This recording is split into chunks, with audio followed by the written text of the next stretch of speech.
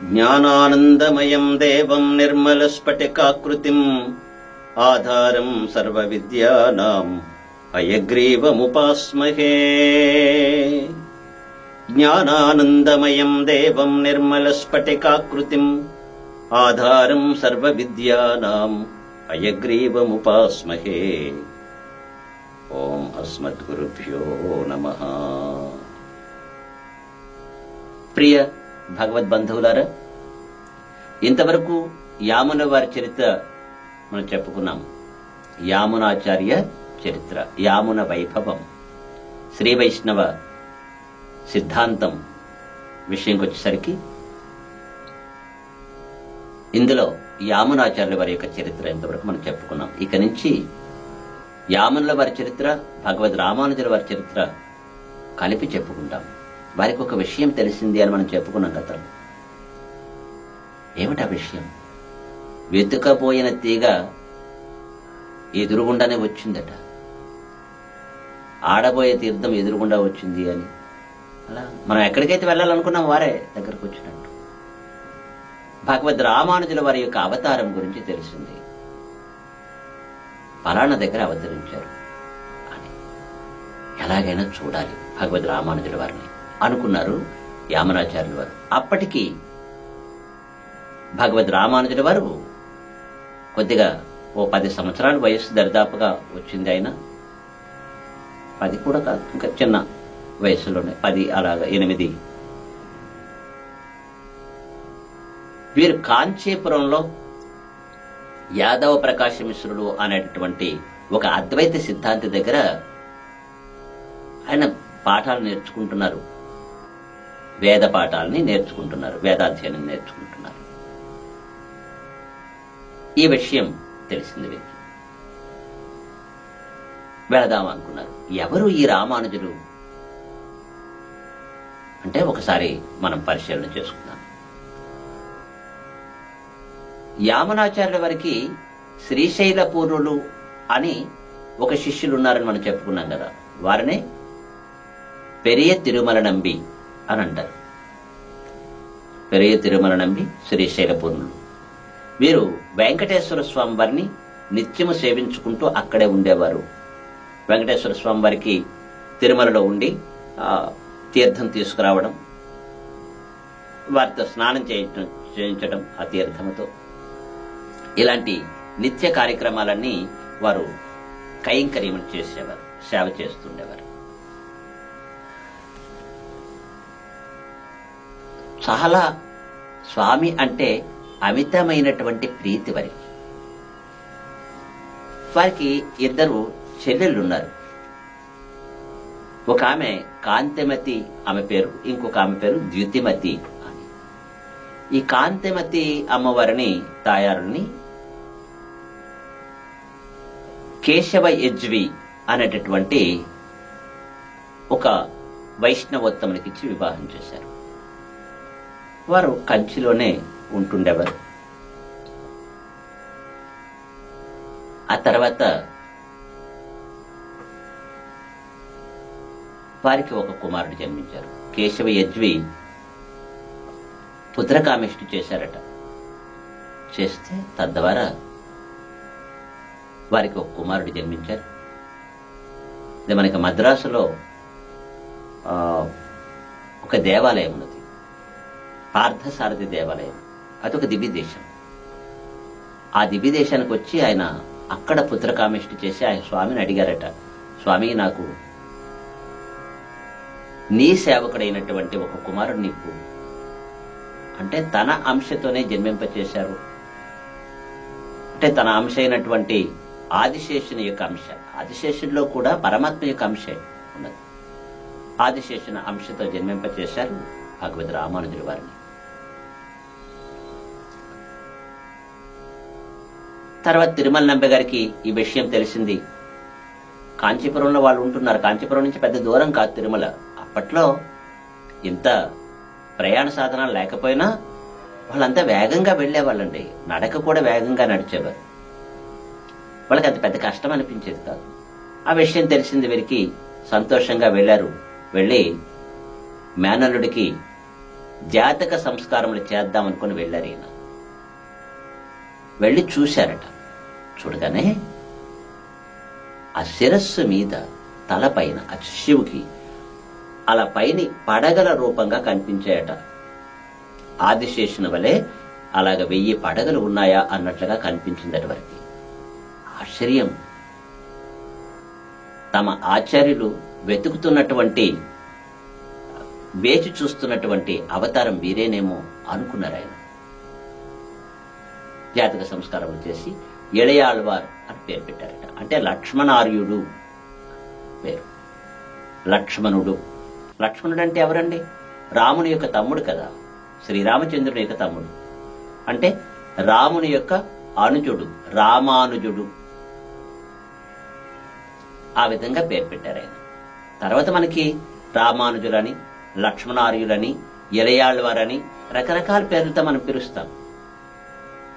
3 పేర్లు ఎక్కువ ప్రసిద్ధి. ఆ విధంగా పుట్టారని తెలిసింది. తర్వాత అప్పటికి ఈయన కొద్దిగా పెద్దవాడయ్యారు. తర్వాత వీరికి ఉపనయనం చేశారు. ఉపనయనం చేసిన తర్వాత వివాహం చేశారు. వివాహం చేసిన తర్వాత ఆ భార్యని అక్కడే ఉంచుకొని ఆయన రోజు కూడా ఈ యాదవ ప్రకాశ్ మిశ్రుల దగ్గరికి వెళ్ళి వేదాధ్యయనాది విషయాలు తెలుసుకుంటుంటారు.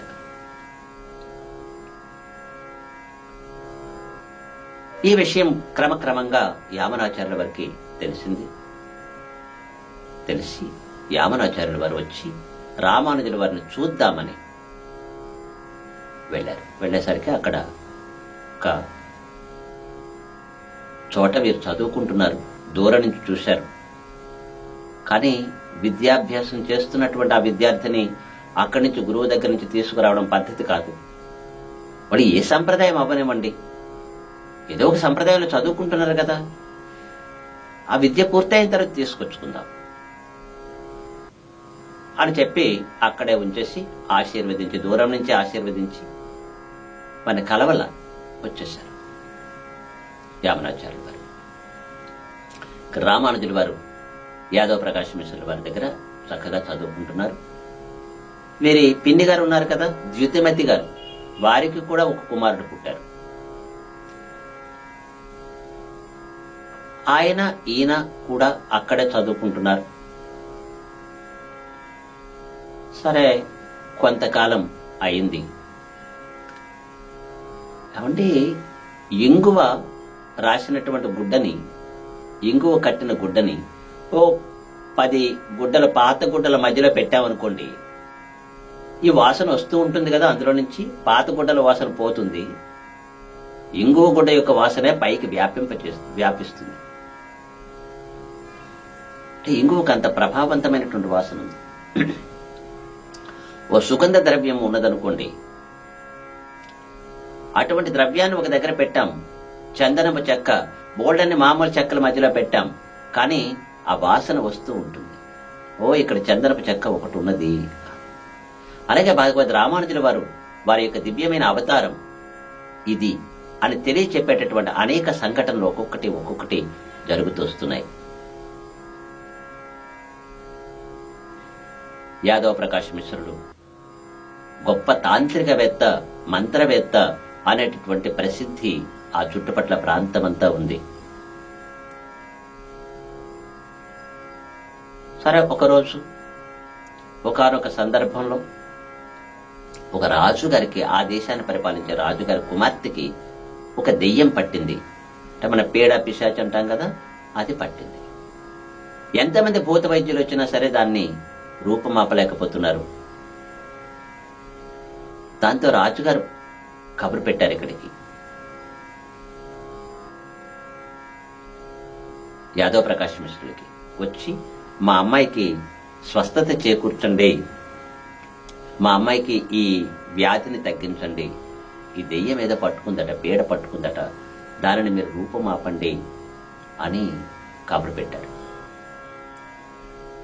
వెళ్లారు యాదవ ప్రకాశ్ మిశ్రులు తమ యొక్క పరివారంతో సహా, తమ శిష్యగణంతో వెళ్లి అక్కడ ఏవేవో పూజలు చేశారు, ఏవో తాంత్రిక విధానాలన్నీ చేశారు. ఆ అమ్మాయిని తీసుకొచ్చారు. కూర్చుని పెట్టారు.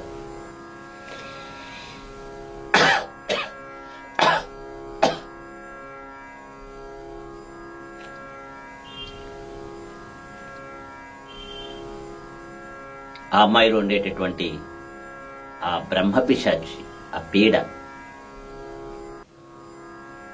ఈ విధంగా చెప్పింది. ఏమై యాదవ ప్రకాశ, నువ్వేమంత పెద్ద అంత గొప్పవాడివేం కాదు. నన్ను వదిలించేంత శక్తి నీ దగ్గర అయితే లేదు.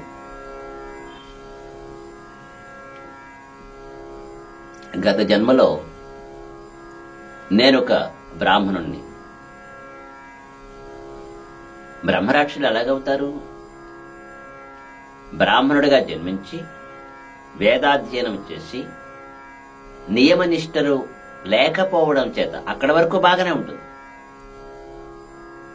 నియమాలు పాటించకపోవడం, పట్టకూడని వాళ్ళ దగ్గర దానాలు పట్టడం, చెయ్యకూడని పాపాలు చేయడం, ఇలాంటివి ఏమైనా చేస్తే అవి చేస్తున్నప్పటికీ వాటికి పరిహారాలు ఉంటాయి.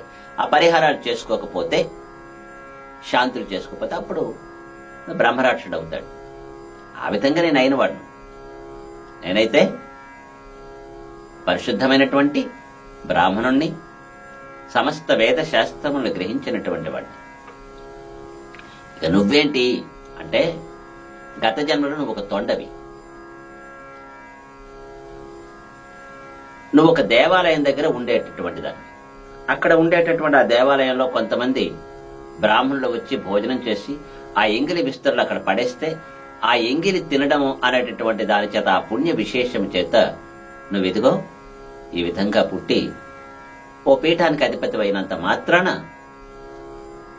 మమ్మల్నే ధిక్కరించి మమ్మల్నే ఎదిరించగలిగినటువంటి సామర్థ్యుడే అనుకుంటున్నావా?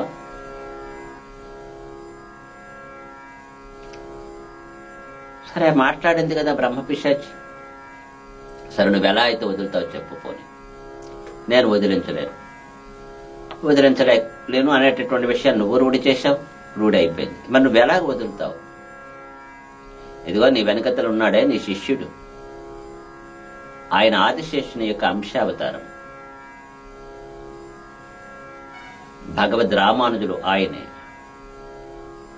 ఆయన యొక్క శ్రీపాద తీర్థం, ఆయన పాదములు కడిగినటువంటి నీళ్లు నాకు ఇస్తే దాన్ని తీసుకోవడం చేత నా పాపములు పరిహరించబడి నేను పుణ్యలోకానికి వెళ్ళిపోతాను. అప్పుడు నేను పుణ్యలోకానికి వెళ్ళిపోతాను కాబట్టి ఈమెకి విముక్తి కలుగుతుంది. ఆ పని చేయి అంటే అప్పుడు వెంటనే రామానుజుల వారిని అక్కడ కూర్చుండబెట్టి వారి పాదములు కడిగి ఆ పాదముల యొక్క జలాన్ని ఈ అమ్మాయికి అంటే బ్రహ్మరాక్షుడు ఆవహించున్నాడు కదా, ఇస్తే అది ఒక 2 సార్లు స్వీకరించి, ఆచార్య శ్రీపాద తీర్థం ఎప్పుడు కూడా అంటే గురువు పాదాలు కడిగినటువంటి నీళ్లు 2 సార్లు తీసుకోవాలి, భగవంతుడి యొక్క పాదతీర్థం 3 సార్లు తీసుకోవాలి. అలా 2 సార్లు ఆ అమ్మాయికి ప్రార్థన చేసిన తర్వాత ఆ బ్రహ్మపిశాచం ఆమె నుంచి వదిలి స్వర్గానికి వెళ్ళిపోయిందట. నేను వెళుతున్నాను సుమా అని చెబుతూ వెళ్ళిపోయింది. అప్పుడే ప్రకటితమయ్యారు భగవద్ రామానుజులు. వీరు ఆదిశేషుని అంశావతారం, శ్రీ వైష్ణవ సిద్ధాంతాన్ని లోకానికి ప్రచారం చేయడం కోసం అవతరించినటువంటి ఆదిశేషులు అని అందరికీ ప్రచారం అయిపోయింది. ఆ విధంగా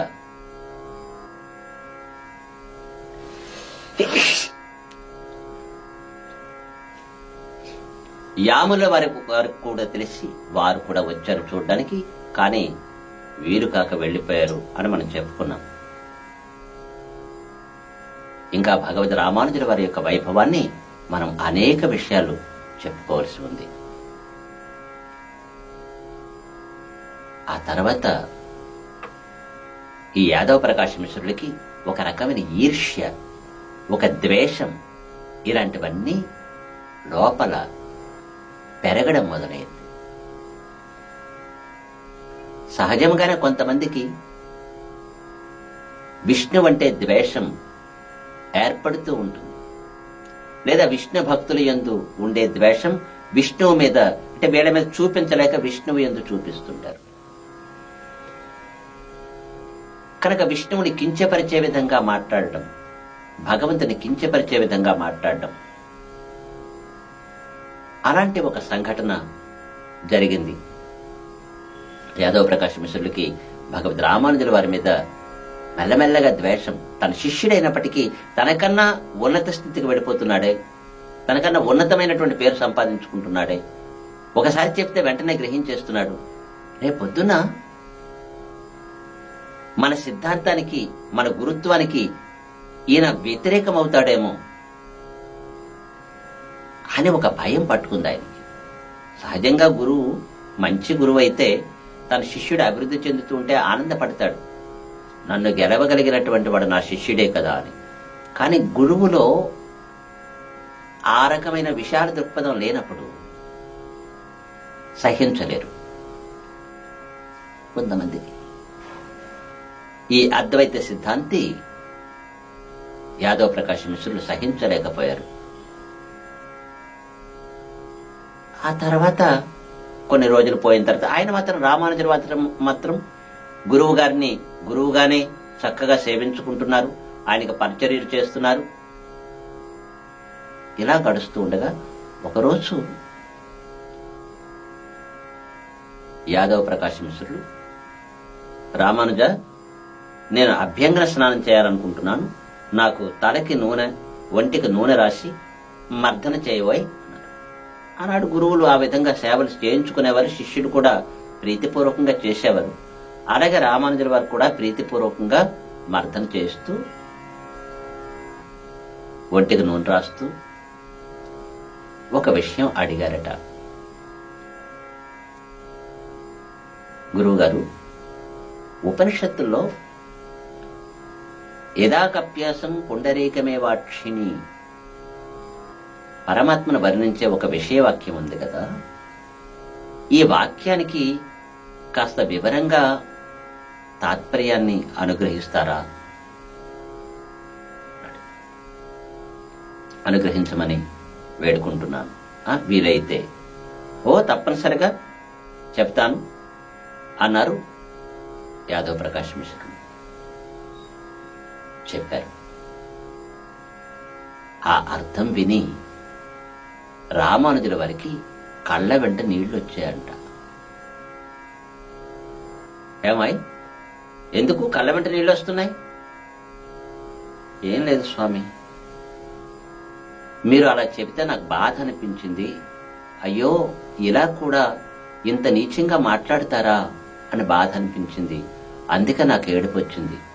ఉన్న విషయం చెప్పామయ్యా, అలా కాకపోతే ఎలా చెప్తారు? ఇంకేమైనా అర్థం ఉందా, నీకు తెలుసా అని అడిగారు యాదవ ప్రకాశ్ మిశ్రులు. ఉంది, నేను చెప్తా అన్నారు వినయపూర్వకంగా భగవద్ రామానుజుడు. అదేమిటో ఆ విషయాన్ని తర్వాత ఎపిసోడ్ లో మనం చెప్పుకుందాం. అంతవరకు సెలవు. స్వస్తి. శ్రీమన్నారాయణ చరణౌ శరణం ప్రపద్యే. శ్రీమతే నారాయణాయ నమః.